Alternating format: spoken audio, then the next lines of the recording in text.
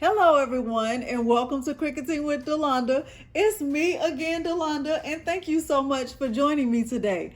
We are in day 3 of our back to school playlist, and we are continuing right on along. Now, Monday, if you missed it, I showed how to sublimate this clipboard. And someone gave me an idea. They said, well, maybe I should have sublimated on the back so the design will show on the back. So that's another option if you haven't considered it. On Tuesday, actually it was Wednesday, I showed you how to personalize some pencil boxes from Dollar Tree. And during that premiere, I explained that I would be showing you how I was able to put this design on these pencil pouches also from Dollar Tree. Now, this one is one that I did with sublimation. So I used some of that clear sublimation HTV from HTV Ront that I referenced a few videos ago. And I found this design on the designbundles.net website. I will make sure it's linked below. I'm going to show you my full process for going through there and putting this design on this pencil pouch. I'm going to put the same exact design on this pencil pouch, and we will see how that all works out. At the end of this video, if you find this tutorial helpful, please consider liking the video, subscribing to my channel, and turning on the bell for notifications because I do upload new content every single week. If you're ready, let's get started. The materials I'm going to use for this project include this black zipper pouch that I purchased from Dollar Tree.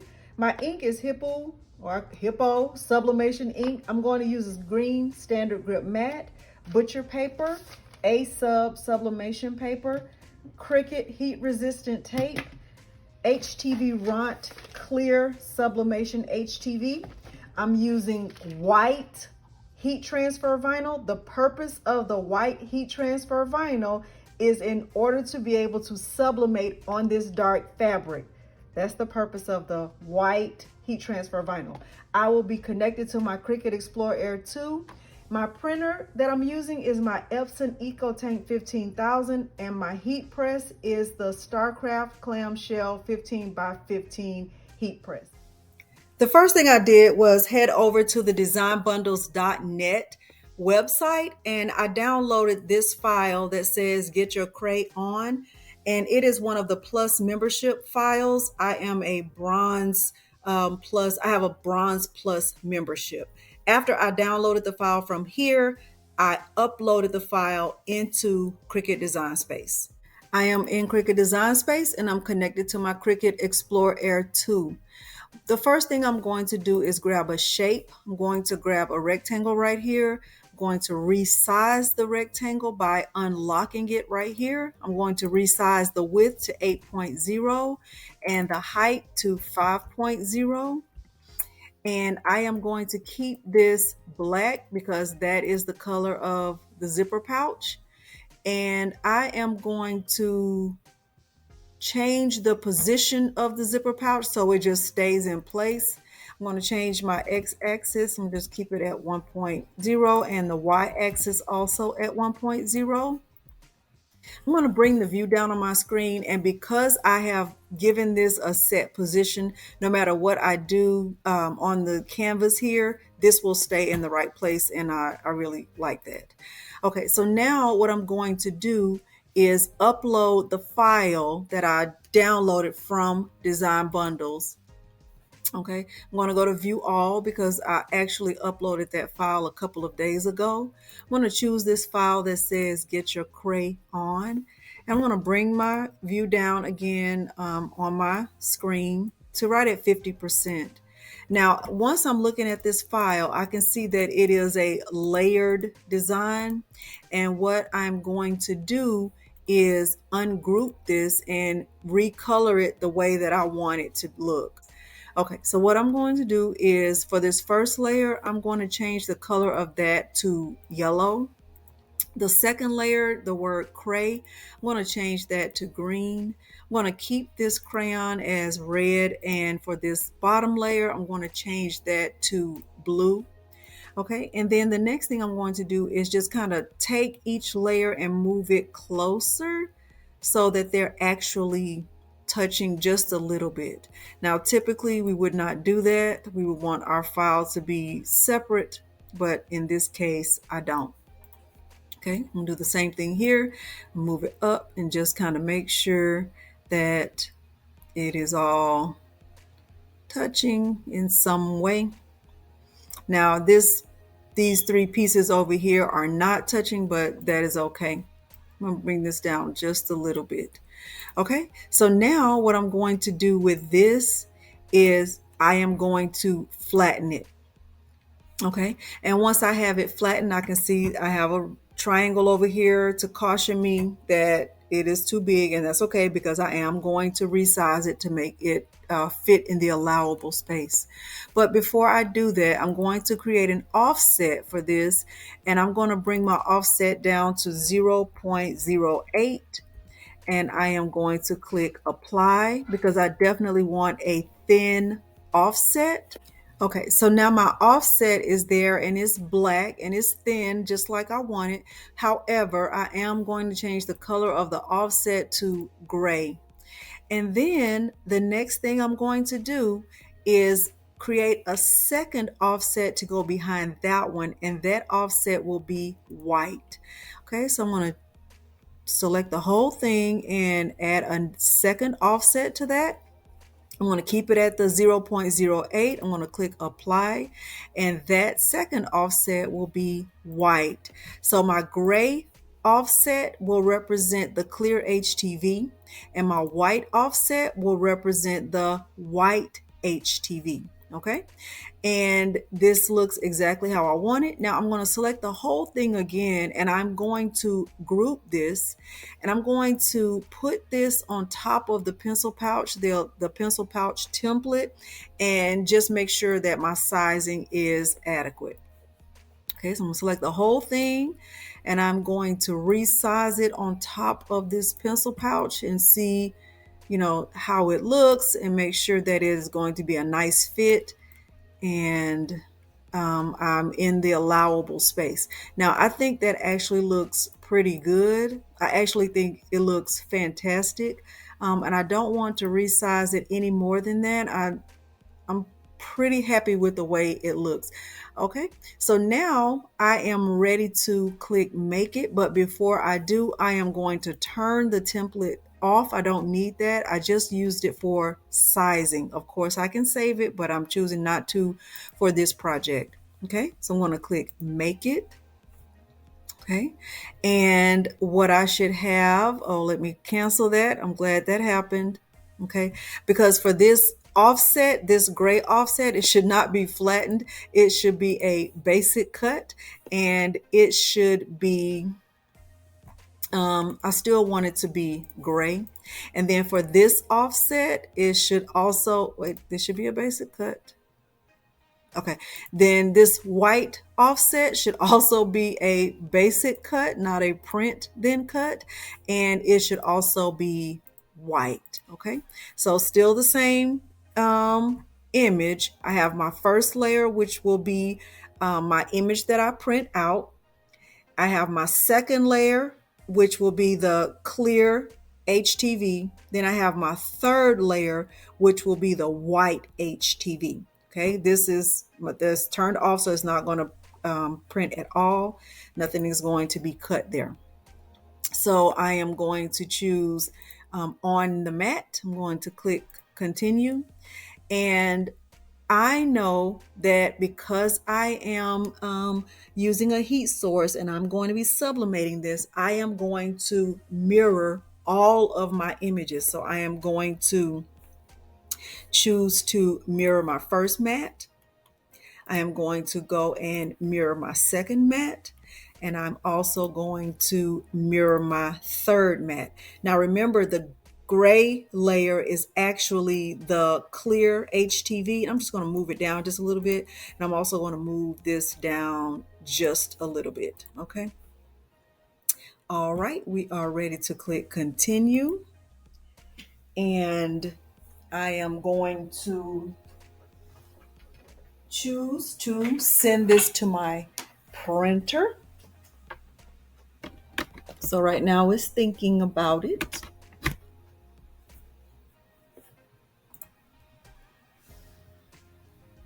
Okay, I am choosing to send this to my Epson EcoTank 15,000.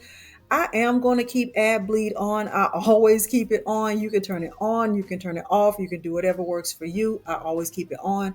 I am going to choose to print. When the option comes up, I'm going to choose my preferences.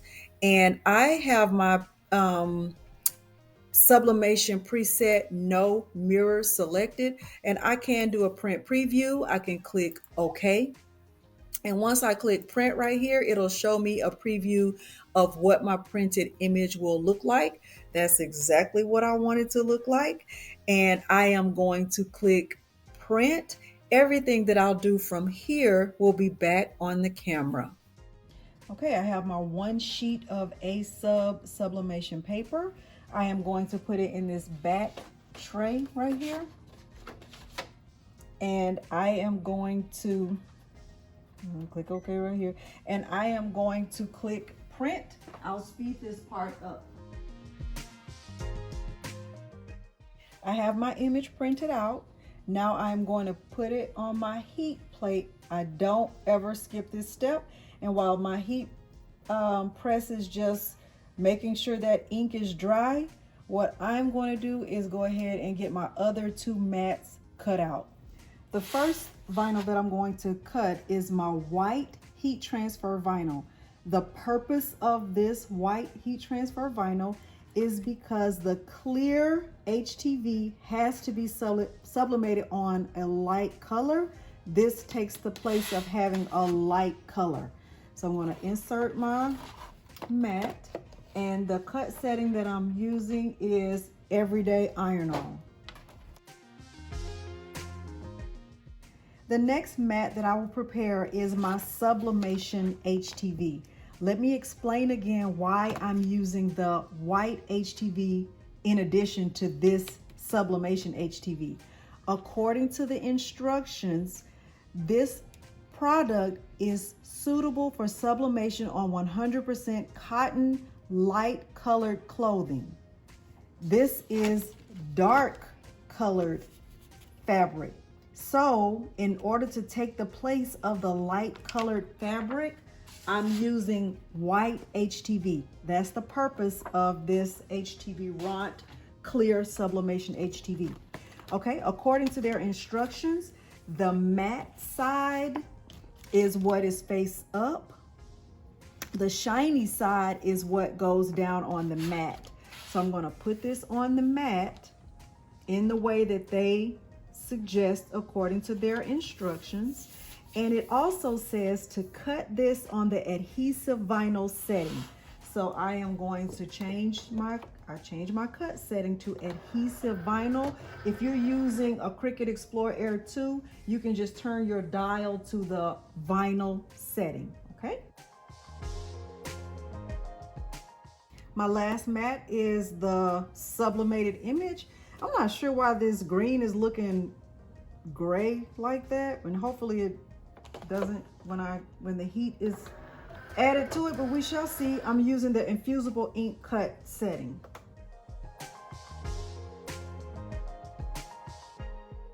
So it started to rip a little bit over here, but I am still going to go with it because I'm not wasting paper or ink or time. So I will do my best to get this layered on top of the clear HTV, but my first order of business is to get my other two mats weeded out.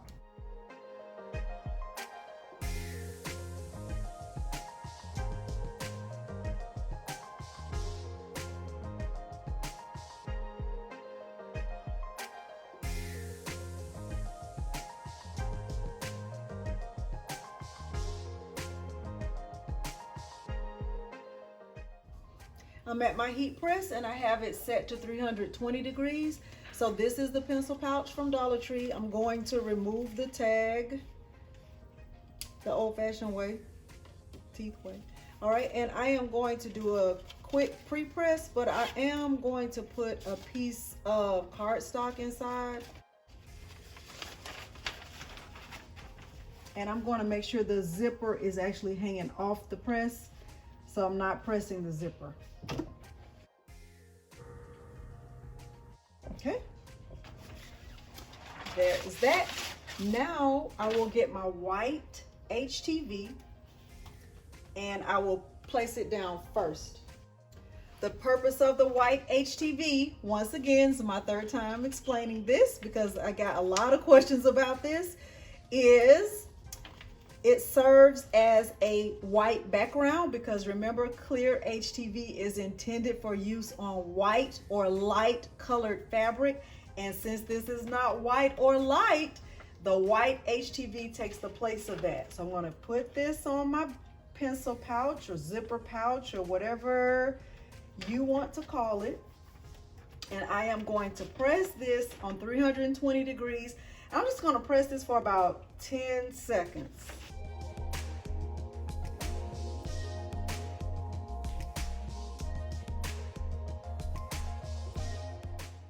The next thing I'm going to do is add the Clear HTV on top of this. So this was mirrored. This was also mirrored. I'm going to place it down right on top of the white.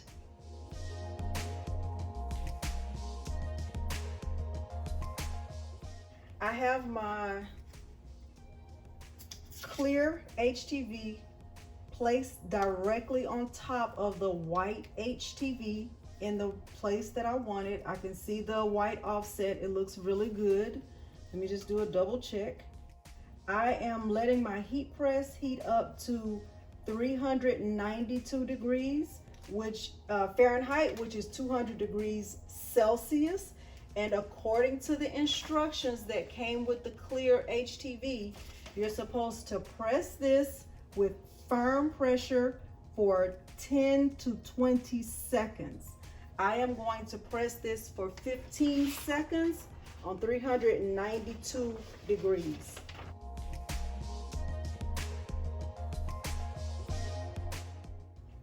The Clear HTV is a cold peel or a cool peel.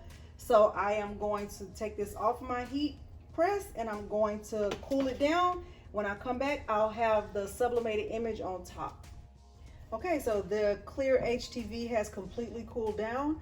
I will peel this layer back. And now, because of my error in cutting this, I'm going to have to carefully place this on top of the zipper pouch, and I'll speed that part up. And I'm going to use some Cricut heat resistant tape to keep this in place. I'll speed that part up.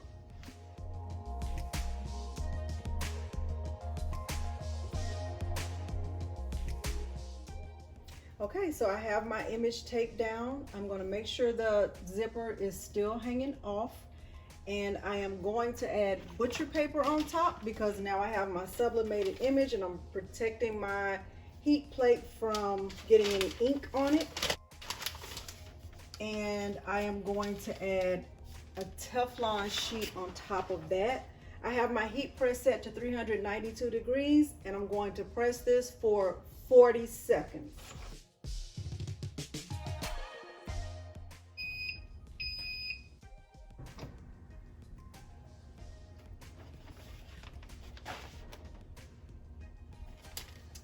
Let's see, let's see, let's see, let's see. Let's see, let's see, let's see, let's see how our Dollar Tree pencil pouch acted, cooperated. Ooh, okay. All right. You know that you already know what I'm going to say. You already know. Now I see a little issue with the yellow at the top, but I'm still satisfied with it. I don't think I'm going to try to do anything else to it. And let me come bring you to the table and give you my final thoughts about this. Okay, so let me share my final thoughts with you. First, let me say this was my third time trying this project in preparation for this tutorial. So the first time I did it, I used a blue zipper pouch and I definitely did not get it right. You can see the yellow at the top. You can see the colors look like they're cracked. It just did not, I did not do well with this one. This was the first time I tried it, and I don't think I pressed the Clear HTV long enough, excuse me, for this one. Now, when I did it the second time, this was my second attempt, and I do feel like this one is perfect, or as perfect as I could get it.